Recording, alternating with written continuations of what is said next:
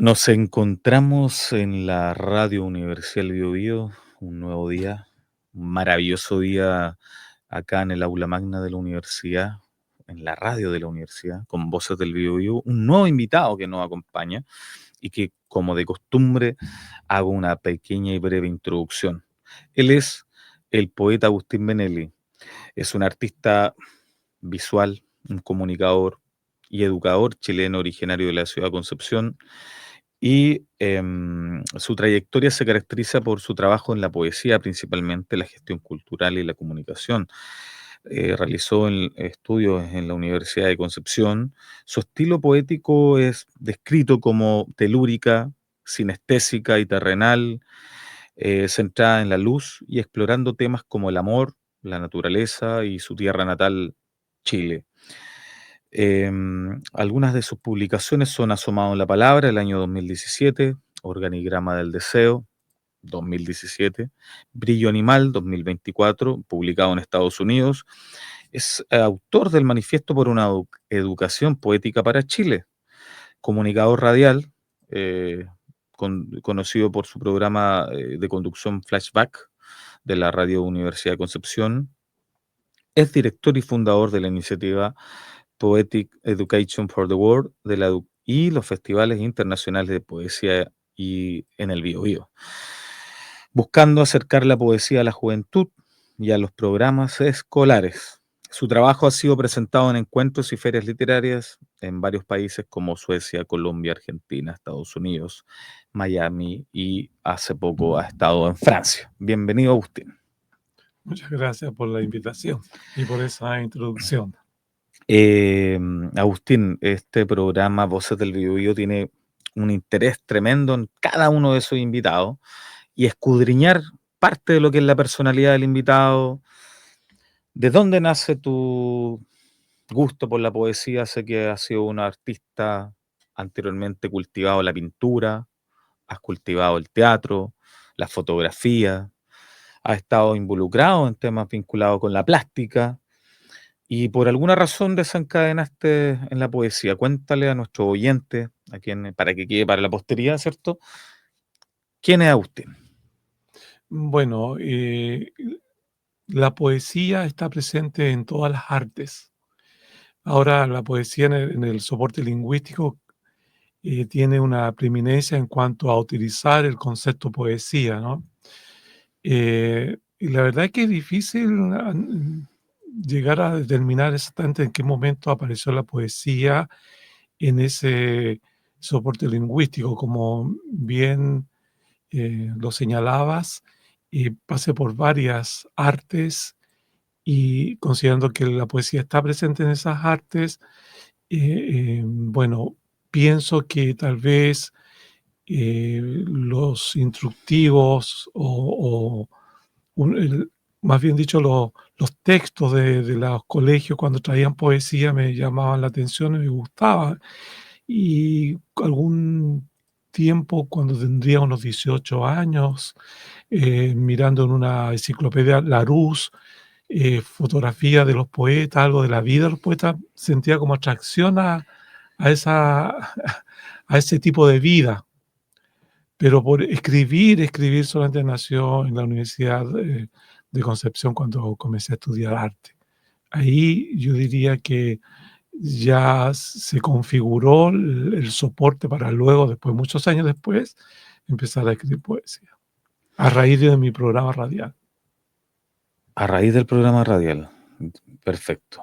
¿Y por qué decidiste estos últimos años de tu vida, no sé, 10 años, entiendo, has estado escribiendo profundamente, has estado siendo muy versátil con algunos libros, has profundizado temas pedagógicos, pero yo tengo un conocimiento también de artista plástico, pintaste muchos años, creo que alcanzaste a encontrar parte de tu identidad pintando, y cuando encuentras tu identidad pintando, dices ya, no, esto ya no. Entonces, Mm.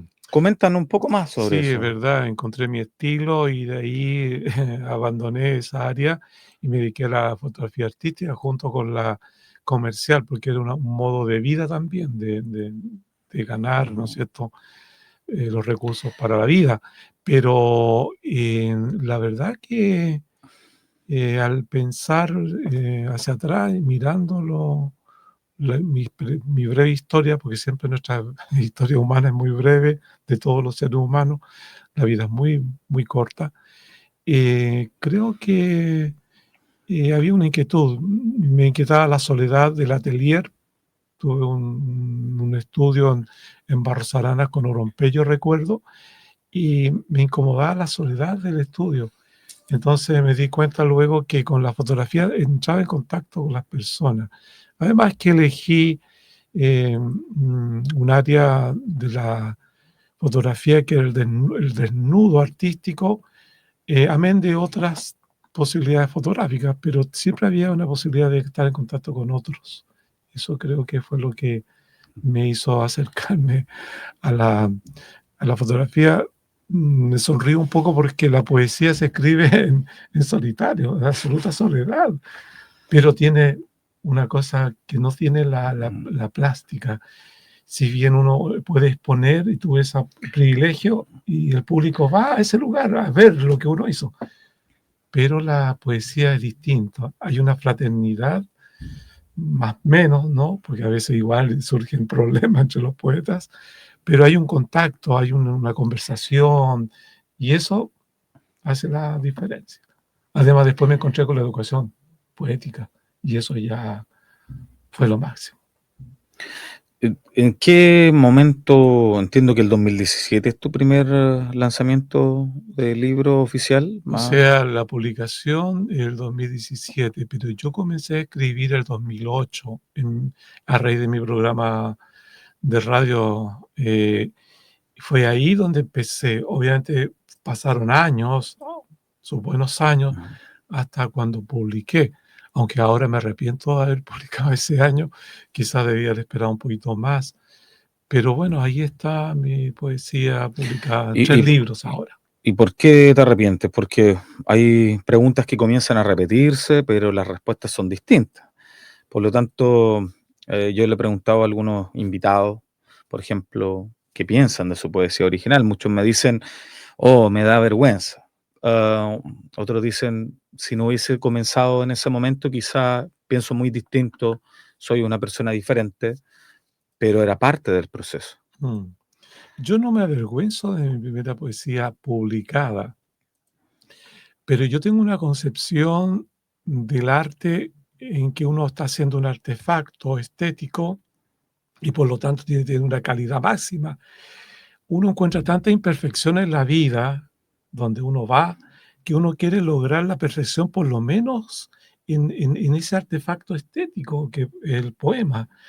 Entonces hay cosas, detalles en algunos poemas que yo los corregiría y entonces es más que eso. Esa es mi inquietud ¿Existe, personal. ¿Existe la perfección poética?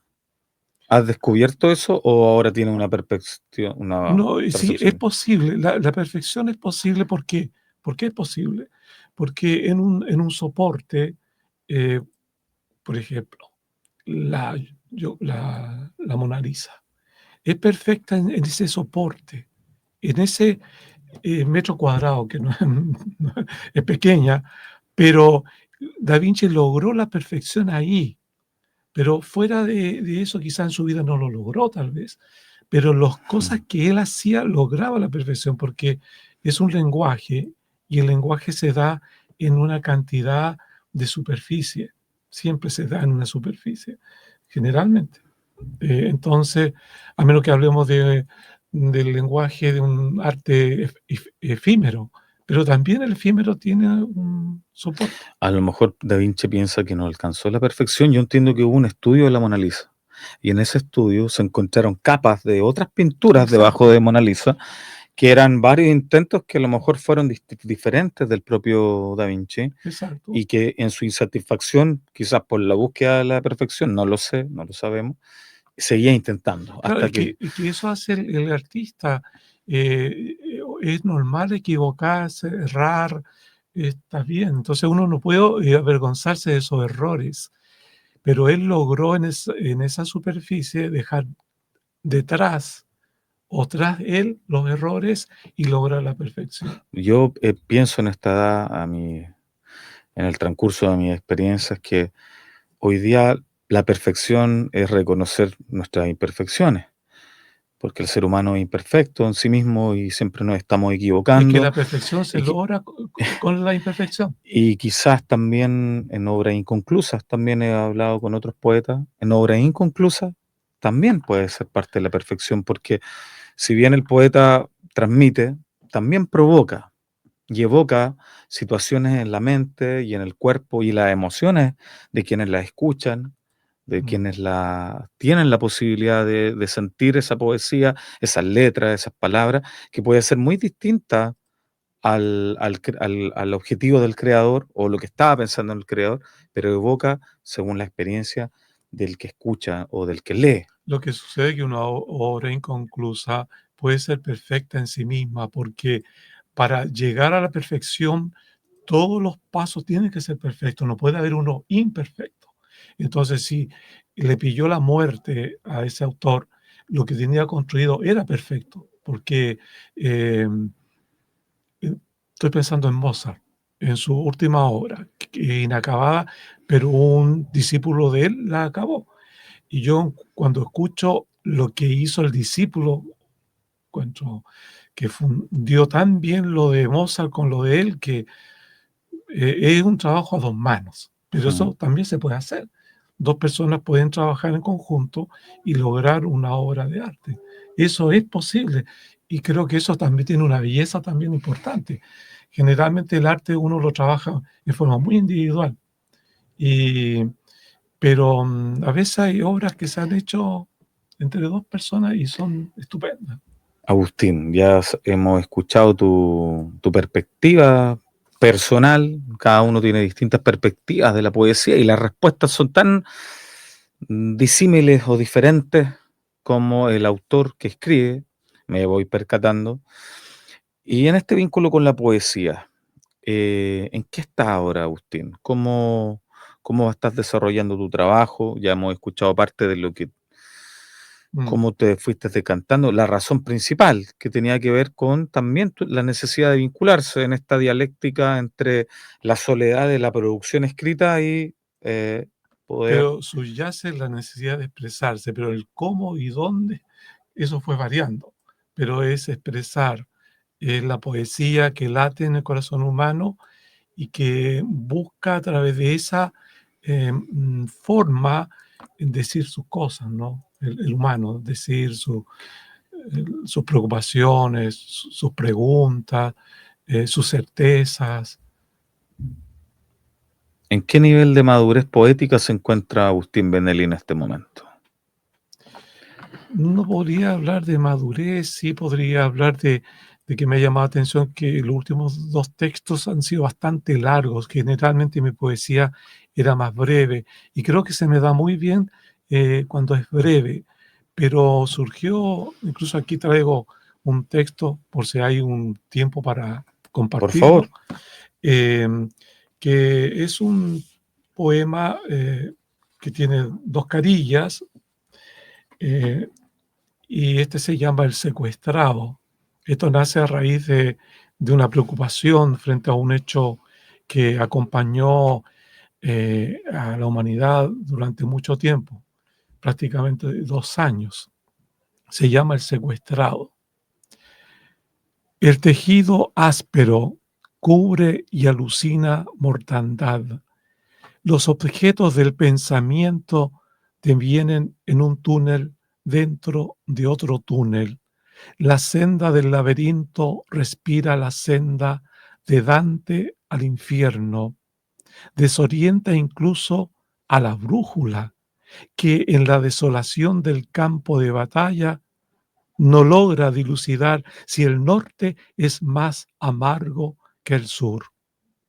El reloj no gotea ansiedad ni construye un refugio en el tiempo, pero el inicuo reformula su crueldad, logra castrar la misericordia, ensalzar los símbolos del sufrimiento, fragmentar la puerta vacía de bondad desafía al corazón y a las leyes de la guerra.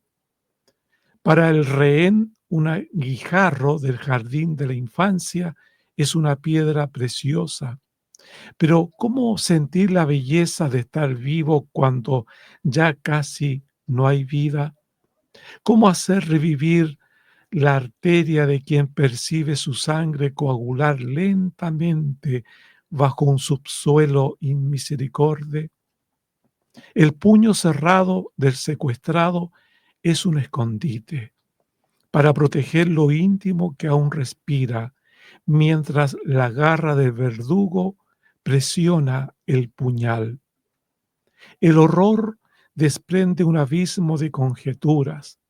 Nada sensato se puede amarrar en los túneles del odio, así como el piano no tiene lugar en la mazmorra. La fraternidad desaparece en la profundidad de la locura. La más simple ilusión es un clavo que nada sujeta. Tomar la mano de la amada es un lugar verídico solo en el pensamiento. Y el brazo alzado del secuestrado oscila, como quien saluda a un amigo a lo lejos. Así sostiene la esperanza a pesar de la línea férrea de Auschwitz hasta los túneles de Gaza, esa continuidad que llena de tinieblas al mundo. Los cautivos habitan desde el alba las horas de la oscuridad.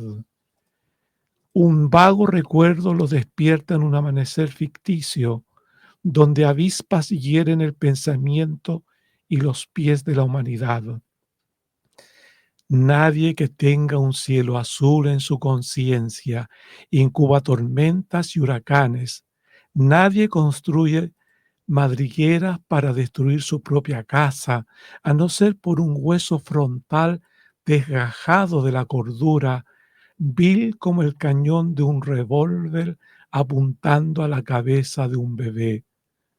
Ahora, ¿el laberinto dónde está? ¿Dentro o fuera? En mi ciudad no hay túneles con vertientes de sangre. Nadie tiene miedo de una destrucción repentina. Nadie busca incinerar el propio registro de su voz con el asedio de un terror constante.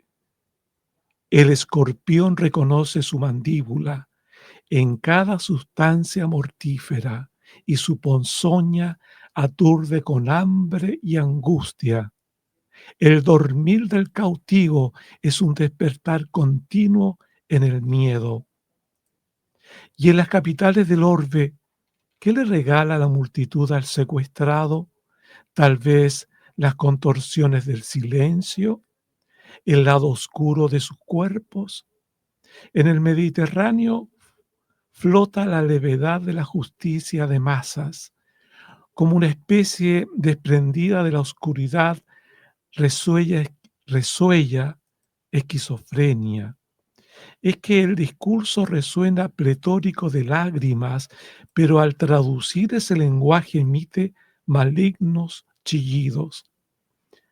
¿Cuántos niveles necesitamos descender para descubrir lo que carcome las capas más profundas del ser? ¿Sabes cuántos infantes ya no existen por causa del magnánimo grito de la multitud? Por no vocear la verdad, por errar en su clamor. Jamás ha destruido lo que florecía en Gaza, grita una niña palestina que fue algún día carne y hueso. Caín en el tedio de la tarde y el fruto amargo de la iniquidad.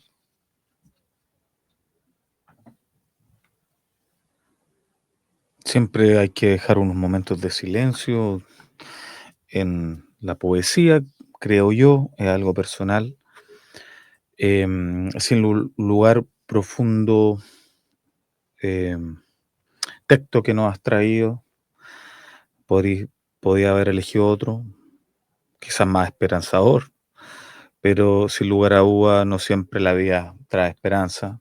Hay una Exactamente. constante circunstancias que nos golpean y uno tiene que aprender dentro de las vicisitudes de la vida a poder disfrutar algunos Pero traigo momentos. esperanza. Espero que nos traiga esperanza y no nos bajonee de una manera tan grande.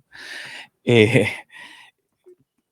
¿Qué más nos trae? Veo que tiene varios libros. Coméntanos de los Sí. libros. Bueno, aquí hay uno que es Oasis. Ya, por Ya favor. cuando pensamos en un oasis, pensamos en una gran alegría. Yo me imagino a un ser humano casi a punto de morir y encontrarse con un oasis. Es un gran Morir de motivo de sed. alegría, Morir de sed, me imagino. de vida, ¿no es cierto? Claro, morirse de sed. Claro. Ahora, ¿por qué Oasis? Porque hay un programa de educación que se desarrolla en el aula que se llama Programa Oasis. Y ese programa nació, yo diría que es fruto del claustro Las Ánimas Oh, acá está 2015. Alejandro Concha, él estuvo con nosotros. Ah, sí, él ha Estuvo con participado con el nosotros. programa. Ah, mira aquí. Él Está- ha sido Esto un parece poeta Vicuña. Esto educador. parece una foto. Vicuña, exactamente, Vicuña. Por el fondo reconozco ahí algunas calles, ya que Mm. está tenido la posibilidad de estar por Vicuña. ¿Y en qué consiste ¿En qué consiste la esperanza? Oasis? Por favor, algo de esperanza. ¿En qué consiste Oasis? Los jóvenes, Ujú. la niñez y la juventud vive en una constante sombra en el aula bajo el denominado ramo de lenguaje lírico. Esa sombra nosotros queremos que desaparezca del aula. ¿Quiénes son nosotros? Yo hablo de Poetry Education for the World, que es un grupo de poetas a nivel mundial que busca instaurar una pedagogía adecuada en el aula, que llene de vida al estudiante, que lo haga explorar el mundo de la poesía a través de la escritura y a través de esa escritura conocerse a sí mismo y entender lo maravilloso y hermoso que es la poesía cuando la hace vida, con sus vivencias, con su mirada. Eso trastoca totalmente lo que ahora se conoce como género o la unidad de género literario, que es una cosa muerta. Es una academia insertada dentro de los colegios que no debiera existir. Los jóvenes lo único que ven de la poesía es una sombra.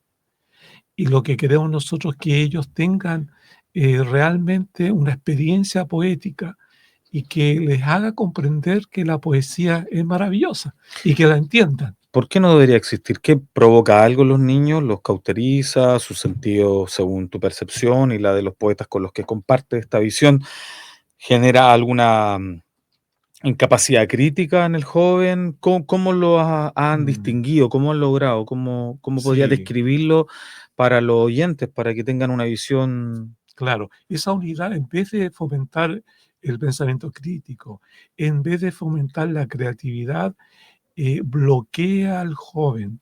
Lo bloquea, yo diría, para toda su vida, porque en vez de sensibilizar lo que todos los seres humanos traemos, que es la poesía, se les cauteriza en el fondo el alma, porque la academia lo que único que ve son conceptos, ideas que hay que memorizar, pero la poesía no es eso. La poesía es una vivencia, una experiencia de vida. Cuando yo leí este poema, yo de dónde saqué esos pensamientos, esas imágenes, esas metáforas, de una visión de algo que estaba yo viviendo en este mundo. Claro, como tú lo señalabas, es algo triste, pero también hay que ser valiente, enfrentar la tristeza. Yo creo que a través de la poesía suaviza lo dramático que es en la realidad, porque en la realidad es terrible, pero al mostrarlo estéticamente, eso que es terrible produce otro efecto en el ser humano. Por eso nosotros, yo, la verdad es que yo tengo que hablar personalmente, en realidad, yo tengo mi concepto de qué es lo que debiera hacerse en el aula. la poesía debiera tener horas autónomas dentro del sistema educacional, porque yo entiendo la poesía que está más allá de la literatura, es mucho más. Entonces tiene otras posibilidades y capacidades. Entonces estamos hablando de dolor, de vidas quebradas, vidas al borde del suicidio, vidas que viven en una psique que no comprende la posibilidad de ser felices en este mundo. Entonces, la poesía tiene que tener autonomía porque la poesía tiene la capacidad de sanar mente y corazón. Y requiere, por lo tanto, horas especiales para ella. Sacarlas del interior del ramo del lenguaje y que, por cierto, digo, también el profesor del lenguaje tenga la posibilidad de acceder a esas horas y con una preparación distinta en las universidades, guiar a los jóvenes a tener esa experiencia poética, guiarlos a través de un camino que los puede sanar psicológicamente y abrirles todo un espectro que en este momento no les da la enseñanza a nivel nacional y mundial. Agustín, ¿cómo lograste descubrir que la poesía tiene esta capacidad de sanar? ¿Cómo lo descubriste y cómo podrías transmitir también a quienes no nos escuchan esta visión? La verdad que al entrar en contacto con otras personas, porque hay personas que han trabajado en décadas pasadas, pero han sido como quizá muy atomizados. Yo lo que planteo, la diferencia es que esto tiene que ser universal. Hay que cambiar o hacer cambios estructurales universales. Por eso yo hablo del nuevo poeta. Por eso escribí el manifiesto que se publicó en Nueva York, porque yo pienso que el poeta ahora puede ser el garante de la educación poética. Yo podría hablar del manuscrito que se le entregó a la UNESCO. En ese manuscrito que entregamos en el mes de octubre del 2025, año que ya se nos va yendo poco a poco, yo planteo, entre otras cosas, que el poeta debe ser el garante de la educación poética. No puede quedar a la buena de Dios. El sistema educacional ha hecho lo que ha querido con la poesía, pero es el poeta el que sabe realmente lo que es la poesía y cómo los jóvenes pueden explorarla para llegar a la misma experiencia que tuvo el poeta. Y no para que sean poetas, sino para entender la profundidad que se puede lograr a través de la escritura, del poema. Y descubrir entonces que, por ejemplo, a un estudiante, si tú tienes una experiencia mala en tu vida, en tu hogar, en tu casa, han abusado de ti, etcétera, etcétera, escríbelo en un papel, escríbelo todo, sácalo de adentro y luego léelo. Y cuando estés frente a eso, luego destruye eso, quémalo. Pero el solo acto de sacarlo ya produce una liberación interna. Es un asunto que tiene que ver con neurociencia, es una cosa natural del ser humano que cuando expresa algo y lo saca, lo hace visible fuera, cobra una realidad que es posible al destruirla, ayudar a que se aleje del interior Agustín, de uno. ¿has visto cómo suena muy terapéutico? Exacto, Suena muy terapéutico. tiene un camino Hablas de la terapéutico. pedagogía de la poesía desde el poeta como un elemento terapéutico para poder sembrar una semilla, entiendo, en los jóvenes, esperanzadora. Por eso es Oasis. ¿Lo has visto? Claro que sí. Lo he visto en el aula con jóvenes que muy huérfanos de cariño y me lo han confesado ellos. Puedo recordarme del Colegio República de Grecia. Conocí a un joven que todo el año estuvo porque fue posterior a la pandemia, estaba con su máscara o barbijo, y él empezó a escribir. Y yo cuando le miré los textos dije, vaya, este chico tiene talento, puede expresar, o sea, talento para expresar, para decir cosas y se entiendan, ¿no? Y después me dice que él había empezado a escribir ahí.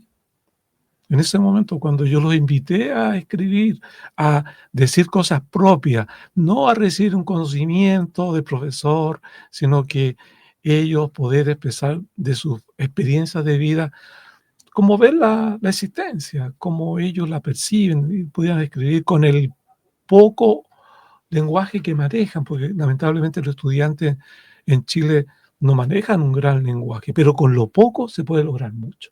No, es increíble. Con poco se puede lograr mucho también en la poesía. Entonces, eso ya fue mi primera señal de que en realidad luego también otras experiencias de otros poetas que se han dedicado a esto, lamentablemente son muy poquitos, pero uno empieza a acumular información, conocimiento. Agustín, entiendo que tú has tenido un peregrinar entre colegios, liceos de la provincia de Concepción, de la intercomuna. Has llevado en tu peregrinaje, ¿cierto?, este mensaje casi como de fe en la poesía para poder Mm. liberar jóvenes. ¿Cómo ha ido evolucionando esto? ¿Cómo has sentido a nivel local, a nivel internacional? ¿Te ha costado mucho? ¿Cómo ha sido este proceso de descubrimiento de un camino pedagógico? Porque en algún momento pasaste de la poesía a querer transmitirla de una manera diferente. Entonces, ¿cómo ha sido este tránsito? Bueno, a tomar conciencia de que la poesía precisamente es más que literatura. Entonces, pero también descubrir que la construcción de un artefacto estético también provoca una gratificación a quien lo hace. O sea, un joven cuando mira su texto publicado, porque hemos publicado a los jóvenes, a cientos Ujú. de jóvenes, entonces ellos se ven gratificados al mirar una obra de ellos. Entonces ya eso es positivo. Pero cuando vemos el camino terapéutico, que también lo Mm. provee la poesía, tú has dicho casi como mirándola con fe. En realidad, si uno examina la poesía, no es necesario tener fe porque es una cosa constatable que provoca beneficios cognitivos y emocionales en el ser humano. Lo que pasa es que es desconocido. Entonces, cuando yo estoy pensando en los poetas primero, para que ellos fomenten la educación poética y se vean ellos dentro del aula y Ujú. no solamente dentro de un libro, entonces, claro, me cuesta llegar a ellos porque ellos tienen en su esquema mental que el poeta solamente participa en festivales, que publica libros, puede ser editor, pero que sea educador son muy pocos los que han visto esa posibilidad. Pero yo considero que para que hayan cambios estructurales a nivel universal, la comunidad poética tiene que vincularse. Si no, va a pasar lo mismo que ha pasado siempre, un poeta allá, otro acá, ignorado, desconocido, que ha hecho educación poética, pero no tiene un efecto en la sociedad civil. Veo que tiene un libro que es del 2015, que es Claustro de las Ánimas. Acá dice por una ocasión poética para Chile. ¿Cuál podría ser este libro como hito de este trabajo? Veo que han pasado cerca de 10 años ya. Claro, Eh, es el hito fundacional de un proyecto que yo fui construyendo, pero que yo tenía el deseo de que otros me acompañaran. Llego a pensar que algunas poetas miran este proyecto como si fuera mío. Este proyecto no es mío. Y eso es lo que yo quiero aprovechar de decir. Cualquier poeta en la región del Biobío puede seguir estos pasos u otros en función de la educación poética. Nadie puede decir, me lo quitaron este proyecto. No, porque este proyecto no es mío. Es como decir que la defensa de la naturaleza le pertenece a alguien que lo patentó, poco menos. No, la naturaleza le pertenece a todos y todos tenemos derecho a defenderla. Lo mismo pasa con la poesía. La poesía es algo consustancialmente humano que lo beneficia al ser humano, así como la naturaleza beneficia al ser humano. Y todos tenemos derecho a defenderla. Esto no es un proyecto de un poeta. Esto debe ser un proyecto de la comunidad poética y del ser humano, de la sociedad civil. Por supuesto. Acá yo veo que en este claustro de las ánimas hay varios autores. Están Clemente Reidemann, Ajá. Oscar Saavedra, Graciela Guinao, Tulio Mendoza, Soledad Fariña, Alejandra del Río, Ángela Neira, Eduardo Meissner y Rosemary Prim. Y terminan con un texto de declaración de principios que está muy similar a lo que tú planteas sobre las fortalezas y los desafíos de la educación poética en Chile. ¿Tú sientes que hay muchos de los poetas que participaron o que quizás siguieron uniéndose en el camino que hoy día comparten esta visión de poder entregar a Chile y a los jóvenes una perspectiva Mm. distinta de la poesía? Yo creo que hay un persistir de repente en lo que uno aprendió. Le cuesta al individuo Mm. salirse de su camino. Yo a quien observo que continúa con mucha fuerza es Alejandra del Río. Ella tiene una convicción que la mueve a perseverar. Echo de menos a Óscar Saavedra Villarroel, porque él venía muy fuerte con la educación poética y de repente desapareció. Yo no sé si problemas personales lo obligaron a alejarse de la educación poética, pero yo creo que esto tiene que producirse un cambio, si no, lamentablemente, yo considero que el poeta se hace responsable de algo muy terrible, que es la desaparición de la poesía. Nosotros luchamos muchas veces cuando organizamos eventos para que concurra público y no los hay casi, porque simplemente no han sido formados y se forman en la escuela, en el liceo, en el colegio. No hay otro lugar. Entonces, si no entienden eso los poetas, no sé, estamos muy mal. Eh, por eso tenemos que ampliar nuestro horizonte, sentirnos que no solamente basta con ir de visita un día a un colegio a leer nuestra propia poesía, sino que a quedarnos en el aula, a mostrarle el camino que nosotros hicimos. Puede que el poeta diga, pero yo no sé cómo lo hice. Que se examine y va a descubrir que todos hacemos el mismo camino.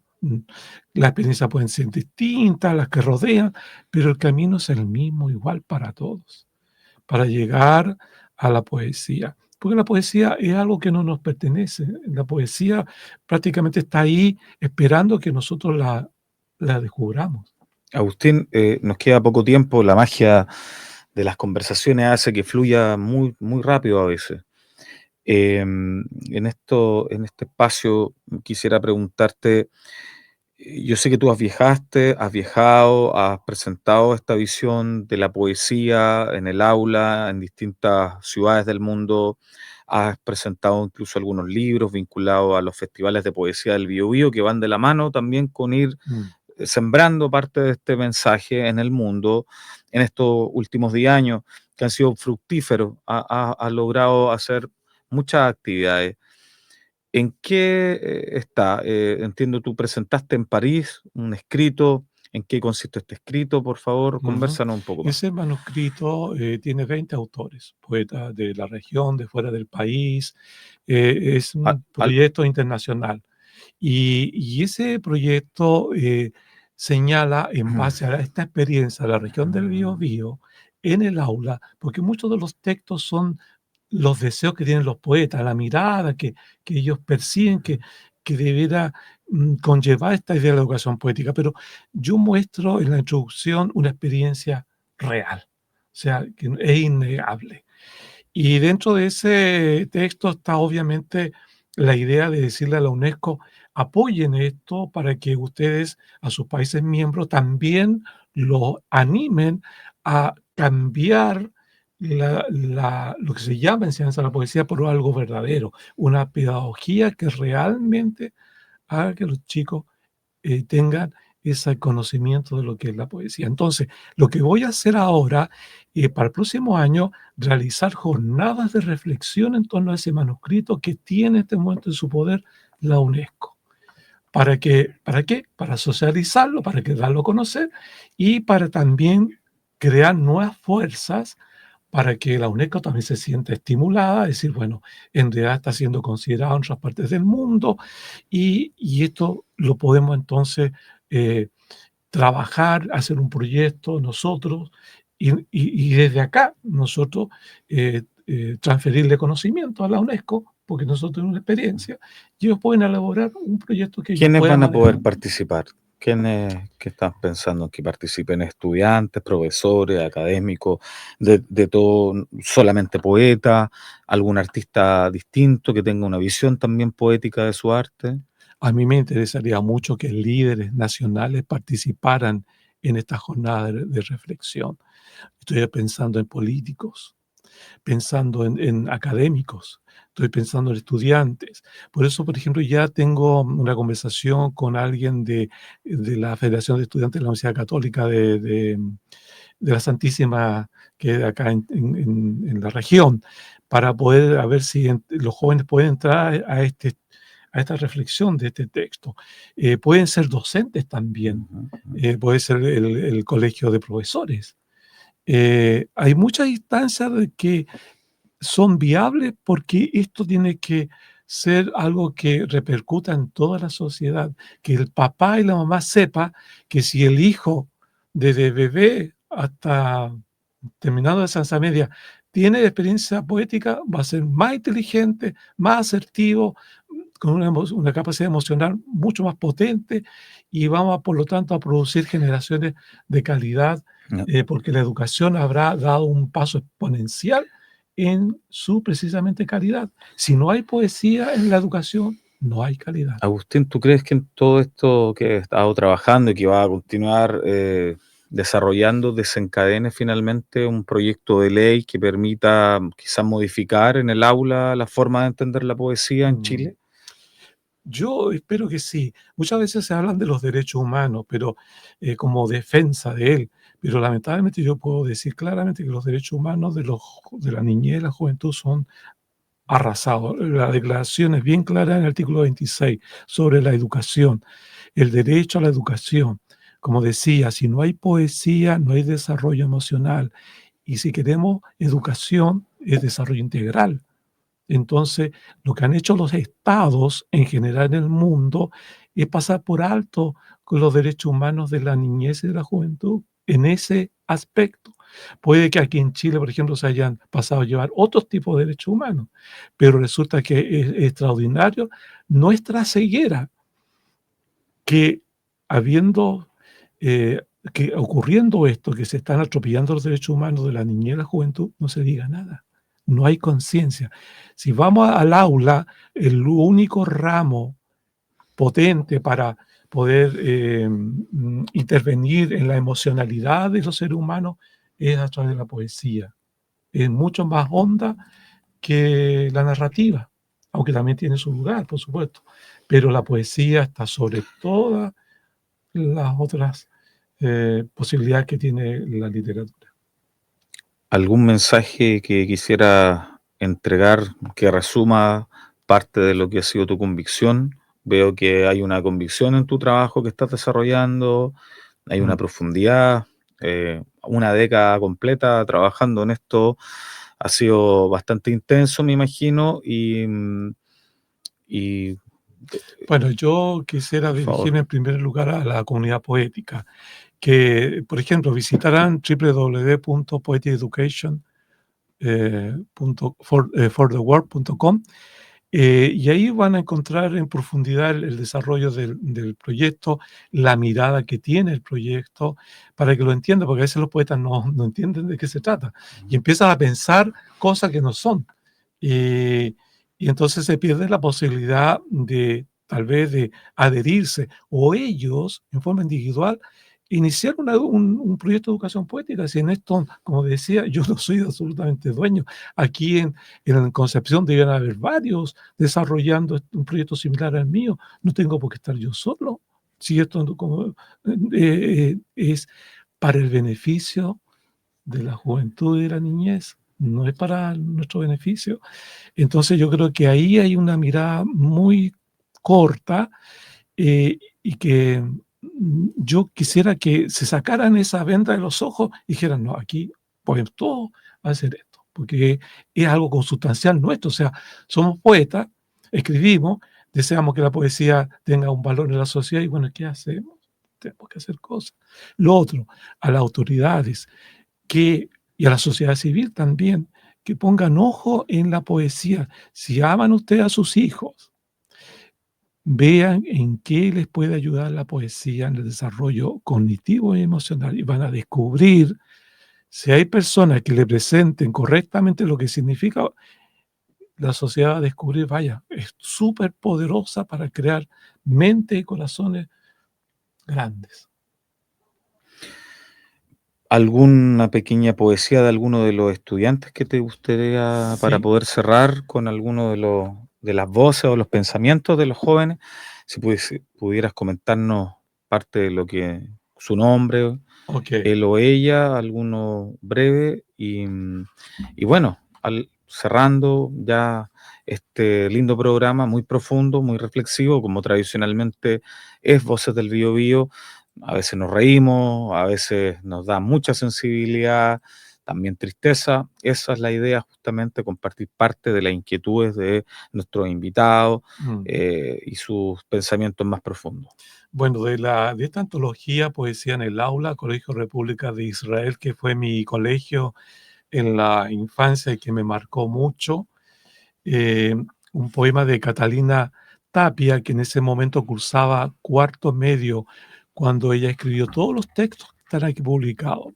Pero voy a leer uno solo para que se den cuenta de la profundidad que tiene ella, siendo solamente una jovencita estudiante. El poema se llama Nací en pedazos sueltos. No nací buena ni mala, más bien nací en pedazos sueltos, descambiados con el alma, descosida del cuerpo y digo, primero el frío y luego el abrigo. Yo no lloré en los albores, pero gemí morada e inexperta, hasta que fui de vuelta al pecho de mi madre. Digo, solo digo, la vida no es tan trágica, no aún.